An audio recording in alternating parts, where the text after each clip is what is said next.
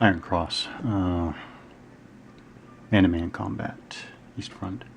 So I think there was only one thing that I forgot to mention, which is actually fairly significant in this last defensive fire combat, when the two Russian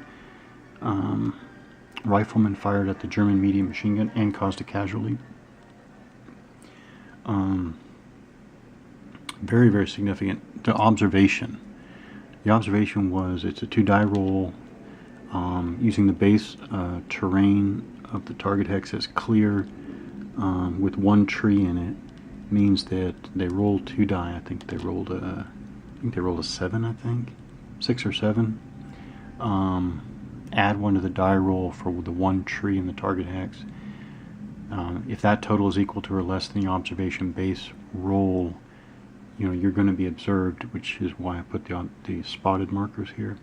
Very, very important. And one of the reasons, right? Okay, so there's so much to talk about. First of all, I'm going in, well, I'll go in this order because I'm touching them, but this stack, when I put it back together, the observation marker's on top because everybody underneath the observation marker is assumed, is treated as having observed the Germans in that target hex.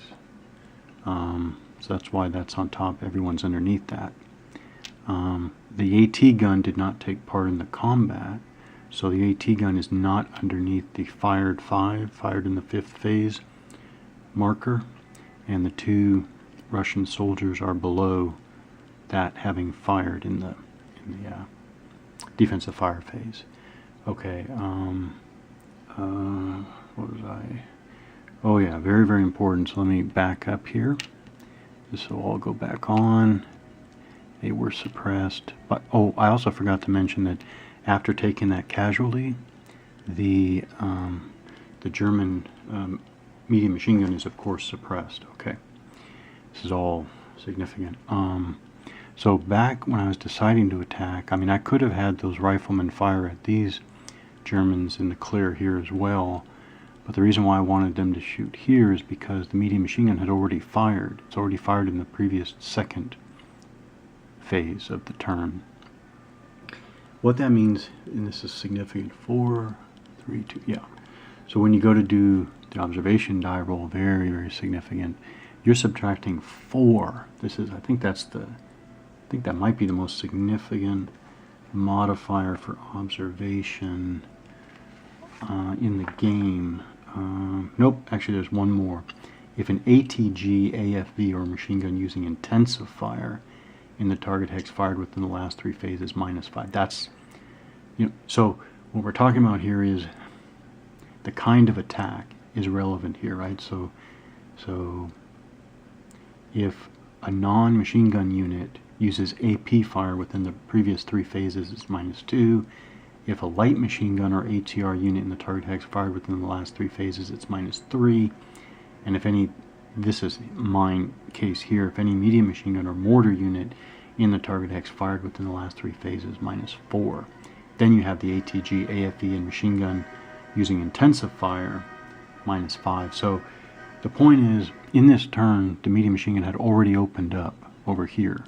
So this being nearly simultaneous in a 2-minute turn of action, clearly these 2 soldiers had a really good opportunity to observe the medium machine gun having already fired over here at this building. So that's why, because I knew there was that benefit, I thought I'll have the rifleman fire here for that benefit, which of course did help. Now, what that does is, I think that makes it automatic. I'm not aware of any default results to any particular die roll, meaning that the net was -3. The net was -3. Well, if I rolled 12, I'm already 9. I'm already equal to or less than the base observation number, which is all very realistic. All this is saying is this medium machine gun that is essentially in the clear next to one tree is automatically spotted. So I really didn't have to roll. It's automatically spotted because they've already fired here recently and or same time, obviously. Great. All great. So they are. Now here's a big thing about being. These are all of the results. This is important, and this is why machine guns, or I should say, this is how this design handles the issue of why machine guns should draw extra fire. So they did take a casualty. The fact that they're a medium machine gun, and I'm going to get to replacement crew members, but a medium machine gun that is not fully crewed has its AP fire halved. That is significant. So the 13 is now, they're now firing at a 6.5 because they're not fully crewed, because one of the crew member was killed in the Russian fire there. So there's that. Plus, because it is flipped over, you see what happens is the PC value drops. PC value is 9 there on the lower right. He goes down, it drops to a 7, which means that the crew is much less ready, willing, and able to fire. And this is how you, again, I think this is how you silence or significantly reduce the killing power of the machine gun. The reverse, though, is that if you're from the perspective of using the medium machine guns, or machine guns really, you have all that firepower available to you, and so that's just really critical in your tactics, without it just being a blunt. Well, I won't even talk about the blunt design for effect that you can find in other games. This is all explaining, which is what I'm after, which is what I'm getting at, why everything is the way that it is. I guess that can go under, I guess. Yeah. So put all these back. Now I said that the medium machine gun lost a crew member. So now it has lost firepower capability. We do have in the rules, we have the capability for replacement crew members. So when I was looking here, I was thinking, well, why aren't I able to have this rifleman here? I'm not going to sacrifice the light machine gun there, but this rifleman is sitting back here 1 hex behind. Why can't I have that rifleman, low crawl up, join the machine gun team, and replace the lost crewman, the lost gunman, gun team member? So we have crew replacements. If a crewed weapon is not fully crewed, then regular infantry units may be assigned to that crewed weapon as replacements. That would be this rifleman. At the end of the friendly movement phase, an infantry unit stacked with a crewed weapon may become a replacement. The infantry unit is removed from the map, and its unit designation is noted next to the CW unit's crew box on that roster that I showed earlier. The infantry is now considered part of the crewed weapons unit for the remainder of the scenario, and may no longer function as an infantry unit in any way. Exception, there's an exception. So if at any time all the original crew members are eliminated, you would know that because of the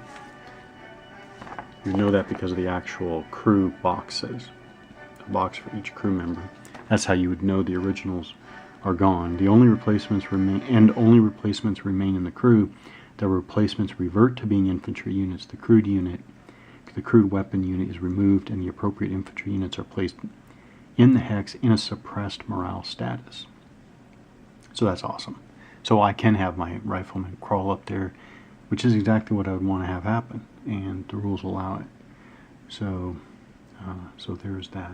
Awesome. All right. Remember if there's anything else I wanted to remark on. So observation, the fact that the medium machine gun has already fired in this turn makes it, in this case, automatic that it's spotted. That's significant. Okay, so the next phase, I'm doing only a little bit in each phase to show mechanics.